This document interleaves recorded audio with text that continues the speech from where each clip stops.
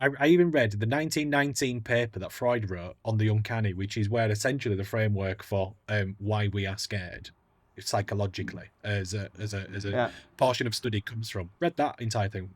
Oh well, that was a pleasant end to part deux.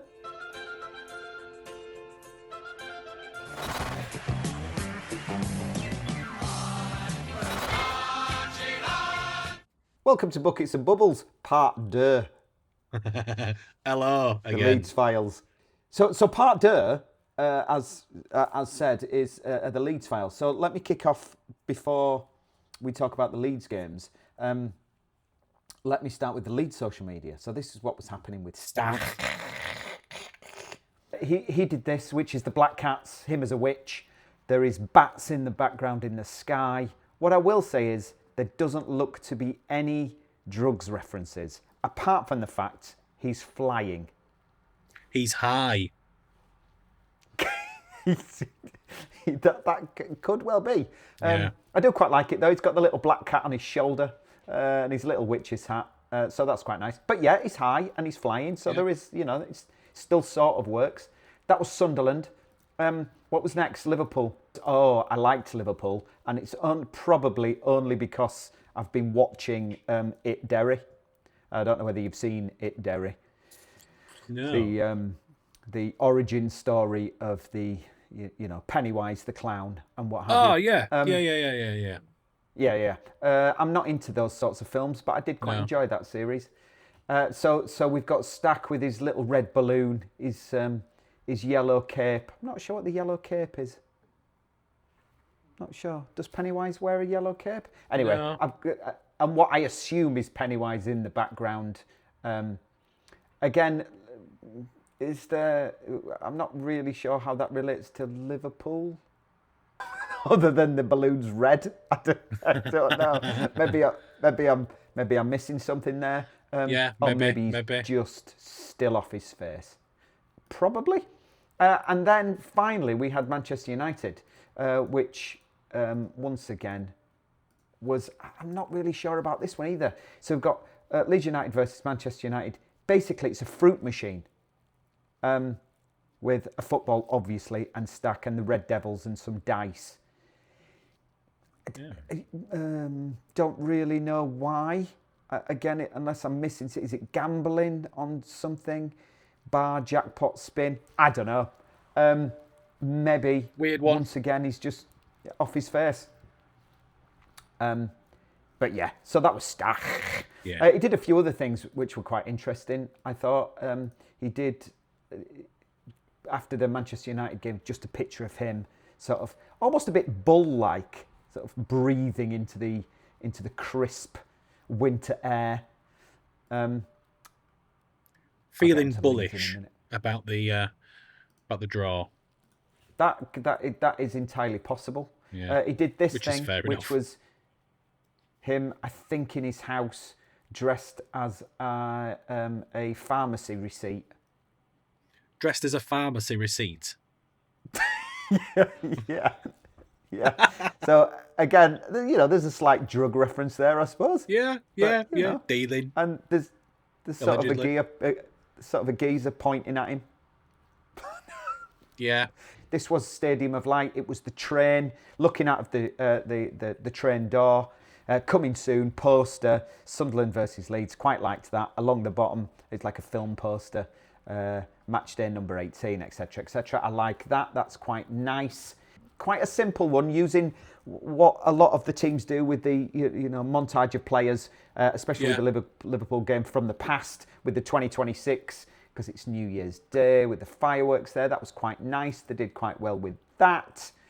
So they've gone, you see the artwork is quite similar. Yorkshire flag, strike, sticking it into the ground there at Ellen Road. I imagine, sort of saying, this is our ground, we're claiming it, all that sort of stuff, whatever. Fortress but quite Ellen nice. Road, yeah.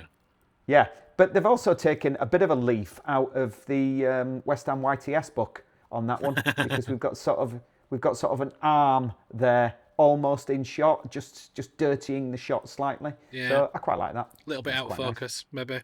Yeah. Excellent. Yeah, absolutely. Slightly out of focus. Yeah. Somebody's excellent use of depth. But the last two, definitely sort of cartoony in fashion. So I don't know whether they've changed. Yeah, I don't know, their template or whatever. But there we go. So that was that. Pirro was knocking about. Always similar. Pick me. Pick me. Pick Came me. on. I'll talk about him in a minute. Yeah. But again, you know, especially that Liverpool one, just looking a bit gormless. I don't know who picks them. Yeah, you know, he needs to think that through. I reckon. I will share this just because we're on the social media now, which is the pass map for Dominic Calvert-Lewin's goal at Sunderland, which included touches by every single Leeds United player in the lead up to it. It was very nice. I mean, it's peak Barcelona. It's incredible. It's incredible. And to be fair, I mean, they did talk about it on Match of the Day, but, you know, Pep Guardiola's team or, you know, Liverpool score that goal, everybody's, you know, jizzing against the wall, aren't they? Do you know what I mean?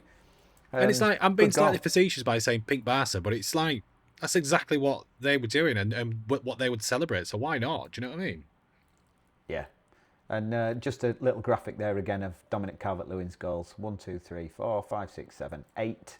Straight line, almost, right against. And actually against, I'll talk about Manchester United in a minute and Liverpool, but, you know, diving header against Manchester United, hits the post, unlucky not to go in, centre of the goal. Liverpool puts it in the back of the net from exactly the same position, and he's a toe offside. Won't be offside next season though, will it? With being it championship. New rules that yeah, totally. No, although it would, because it flagged for it as well, I think. Right, let's deal with the Leeds games. This isn't going to take very long at all, Mike. I know. When you're steady away and doing all right, there's not a great deal of controversy and drama to talk about, is there?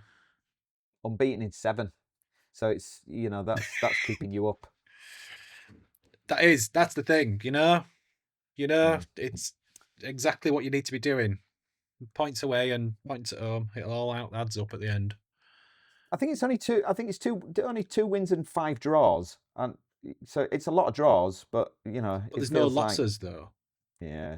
No losses, and your goals conceded is really low. That's the thing that'll kill us, is our goals conceded. It will points. We can earn points between now and the end of the season, but our goal difference will ruin us. That is an extra point. The goal difference, absolutely. So let me deal with it really quickly. Sunderland, going away at Sunderland, that is proving to be a tough game for anybody this season. But I don't know whether we are. I think what we've started to do, and it started in the second half against Man City, is we've just started to make games scrappy. That's what's happening. We've sort of gone, we can't match you. We can't match your ability. We can't play football as well as you can. We don't have footballers who are as talented as yours. So what we're going to do is just scrap it a little bit. I think we did that at Sunderland, actually. I mean, by the way, we are also in the midst of that playing some nice football. And that goal that every player, not just outfield player, every player in the team touched before Aronson got it across to Calvert-Lewin to put in from the place where he scores all of his goals, right in the centre of the goal. But so Sunderland, that was probably the team. I'm just looking at the team lineup. That is probably our strongest lineup, I think. 3 at the back. Biol, Rodon, Struijk. Rodon on the right, Struijk on the left, Biol in the middle. Goodmanson and Bogle as your 2 wide players, really. They're wing backs, I suppose they used to call them. And that midfield of Ampadu, Stach. And in this case, Aronson. Farke took him out for a while, took him out of the firing line, reintroduced him bit by bit, and he's becoming a really important player doing Aronson's stuff. So I'm very pleased with him. Okafor on the left. Some Leeds fans would argue that Nemecha and Calvert-Lewin up front are a bit better, but I think it's more of a 3 up front with Aronson more right, Okafor more left, and Calvert-Lewin through the middle. Anyway, that's sort of how it started.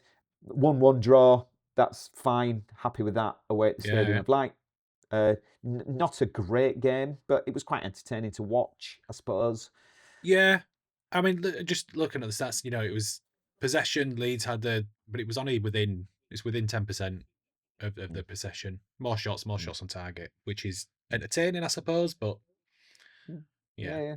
I think probably a fair result. I think all of these games, especially the draws, I think there is an element of us coming away thinking, we could have won that.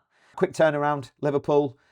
We had that exciting draw at Ellen Road a few weeks ago, with the last-minute goal. Well, not quite last-minute goal for them, but a very late goal for them, and then our absolutely last-minute equaliser by Tanaka. So going away at Anfield thinking, there might be something in this for us. There might be, but it's Anfield. But Liverpool are just, everyone outside of the top two. And well, I mean, even Villa. I know Villa are there, but outside of Arsenal, Man City, and perhaps Villa, everybody else is just a bit shit.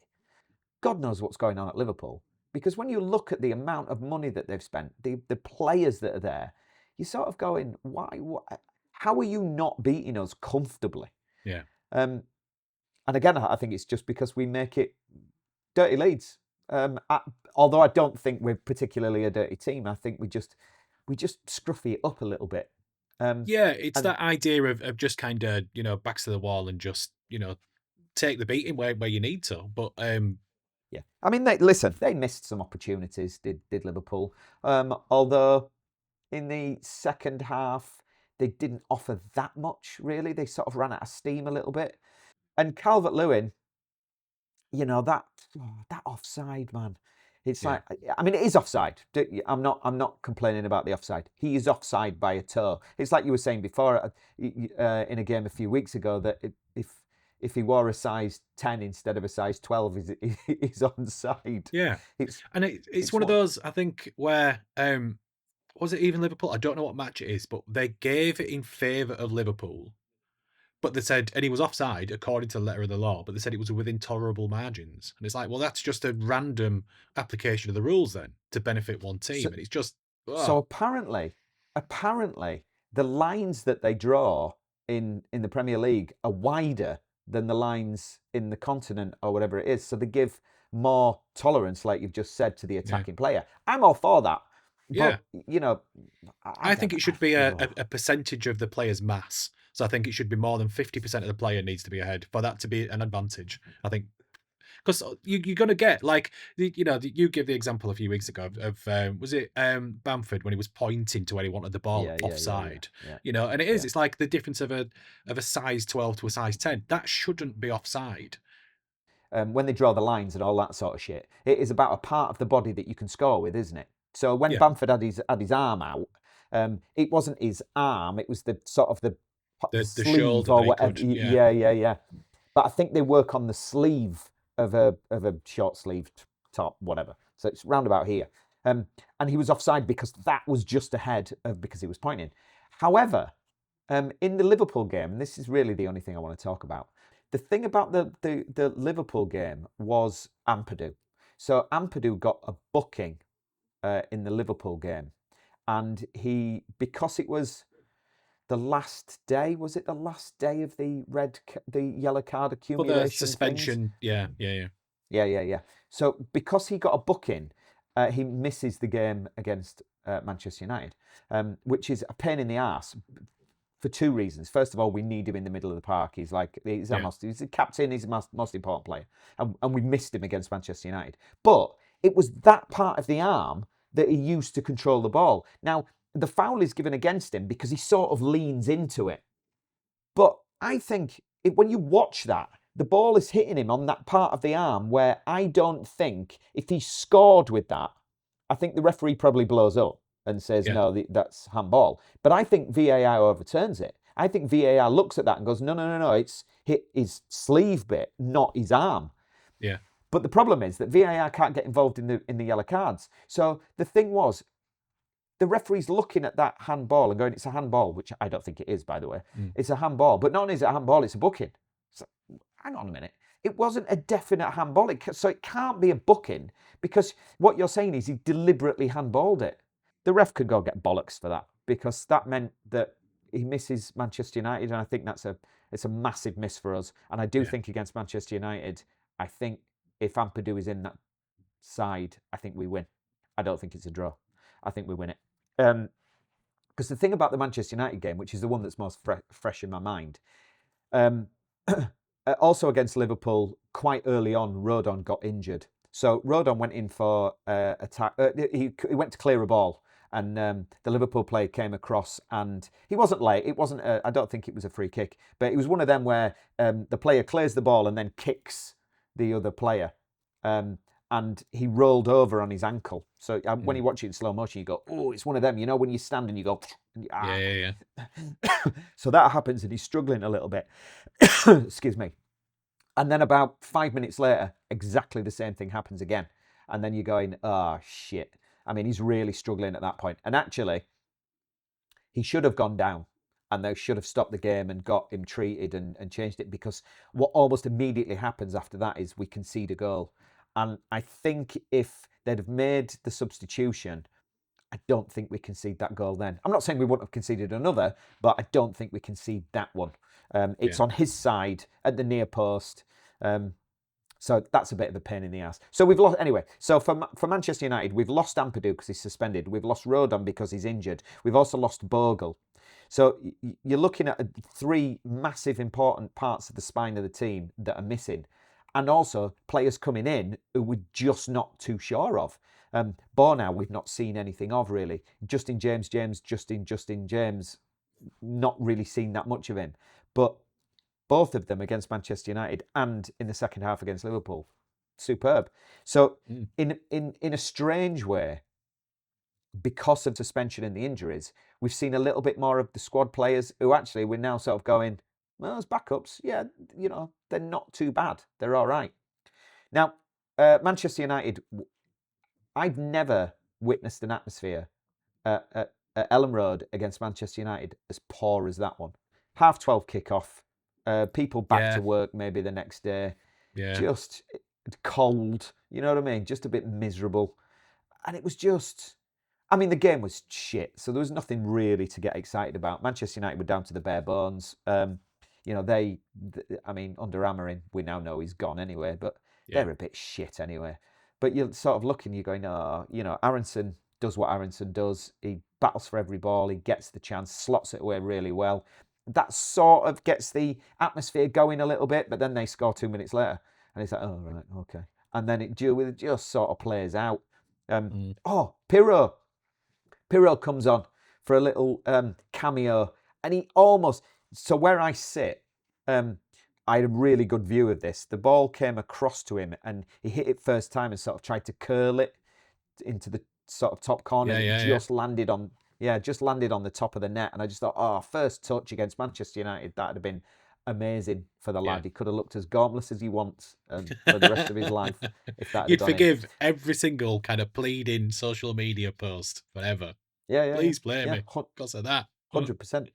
Yeah, and he'd gone down in folklore. And I feel a bit sorry for Aronson as well, because, you know, if they had to score 2 minutes later, he goes down in folklore as well of beating a Manchester United team at Ellen Road. There's not that many players for us that have done that. But I'll just talk briefly about the goal. Perry is getting slated for it. And he sort of comes out. First of all, I thought they won that midfield battle, did Manchester United. I thought they were just better than us. And I think their goal comes from a couple of really quick, slick passes, nice pass through, and he slots it away. But I think if Perry stays on his line, I think it's harder. I'm not saying he doesn't score, he might do, but he doesn't just let it bobble past. But anyway, again, I think it was a shit game. 1-1's fair enough. It puts a big gap between us and you. 8 points as it stands. So that's the most important thing about staying up, I would think. At the beginning of the match against Manchester United, obviously you do the coin toss, don't you? We won the coin toss. What often happens at Ellen Road, or what used to happen certainly a lot, is people would come and they would win the coin toss and they'd turn us around. So that we were shooting towards our cop in the first half rather than in the second half. But actually this time we won the toss, and we swapped it. And the reason that we swapped it was because the sun is quite low and coming over the south stand towards that goal. And so with this idea that the keeper there had the sun in his eyes, and so we did that, and we're looking at it going, why have they done that? Why have they done that? Sort of talking around us, and then we're, that's why they've done that. I don't think we had a shot on target in the first half. It's like we swapped him around and then didn't shoot. It's like, well, what's the point of that? You might as well pump, but if that's why you've done it, pump balls into the box. Yeah. Even if they're long balls, even if because that's the point. He can't see. Yeah. Never did it once. No. Not once. There was a cross that came in, and Calvert-Lewin did what Calvert-Lewin does, and he dived in, header, hit the post. Unlucky, could have been a goal. Other than that, you're like, well, what was the point of turning it around, you set of wallops? You know what I mean? So that's my stinker. Stupid. Yeah, it's a good one, that. It's a good one, that. I always remember Joe Hart having to nick a baseball cap off one of the fans because of that, because of the low sun. I don't know why. That's how big of an impact Joe Hart had at his time in West Ham. That's the thing I remember. Yeah. I think it's probably happened a few times, but I think I remember that with Joe Hart. Yeah. There was also a weird thing in the second half. One of our physios, she came running out just while the sprinklers were on, just before they came back out. She came running out with Perry's bottle and towel, and the towel was wrapped around the bottle. So I assume that had, sort of penalty takers and all that sort of shit on that they do now. And she ran from the tunnel to the goal in front of the cop and put his towel and bottle down. And I thought, at the time, have I ever seen that before? Don't they usually bring their own towel and bottle out? Yeah. I just thought that was peculiar. And so I need to keep a lookout for that to see if that's a Perry thing, whether it's sort of a superstition thing or whether he's just going, I'm too important to carry my own bottle, so you go do it. Yeah, fair. Fair. If he is doing that, I've got some respect for it. So yeah, but that's about it really. We should do a minute, shouldn't we, on summer? Oh yeah. I forgot about that. Maintaining. I don't know. I don't know if you can talk for a minute about this, but it's the only thing that seems to be prevalent in my mind at the moment when it comes to Leeds United is maintaining that 8-point lead. How successful do you think Leeds will be? Because that means you're above Forest. That means you're above West Ham. Cool. Okay. All right. And go. So I was reading this statistic, an Opta thing. There's a guy, Jack O'Connell, who does Opta for Leeds. And he was saying, I think it was him, it might not have been him. Anyway, before the Man City game at half-time, I think our average points per game were 0.8 something, which probably isn't enough to keep you up. Since then, our points per game have been about 1.53 or something like that. It's sort of doubled, almost doubled. Now, there was a sort of a statistic that said even if we reverted back to our form before that of the 0.8, it would take a massive increase in the teams below us winning almost every game to overtake us. So I think it's less about maintaining the 8-point gap and more about the fact that I just don't think as it stands that the teams below us are going to get enough points to make that gap up. I think it will be close by the end. I think we will get... I still think that there will be 2 or 3 teams who are round about the 35-point mark, and it's going to be squeaky bum, I think. And I include Bournemouth in that. I think they're going to get in there. That was about 1 minute and 20, but you're making a good point, so we carry on. Okay. Excellent. Right, so that's the Leeds. We've covered off the Leeds thing. This is the end of part Deux. Who have you got next? We have... why am I? Oh, Newcastle. We're away at Newcastle. Yeah, Newcastle. It's up there on my screen. Yeah. I could have just looked. Newcastle. Forest for us. We'll Newcastle Newcastle had a turn of form. They've won the last 2, I think. I don't think they're great, but they're good at home. They've got some players coming back from injury. I think it'll be tough for us. I'd take a draw right now. Yeah, over the festive period, 4 points out of those matches, you won't sniff at. Absolutely. No. And because what I will say is against, the squad is down to its bare bones anyway. As is many squads. But the last 20 minutes against Scum, we were dead on our feet. Absolutely dead on our feet. So hopefully we get some players back. And I know Ampadu will be back, so that'll be a big help. But I'll take a draw. Yep. Yeah. All right. All right, mate. Adios. Nice one. Next time, like and subscribe, all that sort of stuff. Yeah, all that. Thank you. Share it. Hollering and sharing and shit like that. Yeah, and also follow the Instagram. Do you know what I mean? Do that because I never post anything on that Instagram. No. Have you got a word for me or anything? Because we haven't done any words recently, have we? Oh no, I've not. Because I've been obviously dealing with the shit show that's West Ham. I'm usually my vocabulary is better when I'm feeling quite buoyant. Although I did just hand in a 5,000 word essay yesterday, which I'm quite pleased on. About and this is for the theatre people who watch this, because there's loads of you, clearly. On how ghost stories, particularly, enable audiences to process social and personal trauma, and how they always spike after stuff like post-COVID. There's loads of ghost players. That kind of thing. That's thrilling. Yeah, it's interesting. Having said that, I watched the other day. Obviously, I've been doing a Christmas show, so I haven't really seen any theatre or anything recently. I've been really busy, but I did watch Sinners. Have you seen Sinners? No, I'm desperately want to see that, but I've just had no time. Is it Michael B. Jordan? Ryan Coogler directed, and brilliantly, like, Ryan Coogler will get the rights to that film in its entirety within 25 years, which is just like sterling business. Right. Is it based on something or? I initially, when I first heard it and saw the trailer, I wondered if it was about Robert Johnson, who was essentially, you could draw a straight line from every single piece of popular music directly to this one person who was a blues guitarist in like the 20s and 30s, who allegedly used to hang around all these like blues bars and was never really a very good guitarist, disappeared for a year and came back and was the greatest blues guitarist on earth. And you can trace entirely song structure and how modern song structure is made to him and his music and this one record he made. And allegedly he went to a crossroads and sold his soul to the devil. Of course he did. Which is, but it's like this amazing... Became a vampire. Yeah, and that's kind of what I thought this film was going to be, but it isn't. Because it's vampires. And Michael B. Jordan's a twin in it as well, is he? I don't know. Yeah, do you know, and to be fair to Michael B. Jordan, it did take, and this probably says more about me, but it did take me a good 10 minutes into the film going, oh shit, he's playing both parts. Has he just got a different tie? Is it like that subtle, or is it? No, is it Eddie Murphy style, where it's like prosthetics?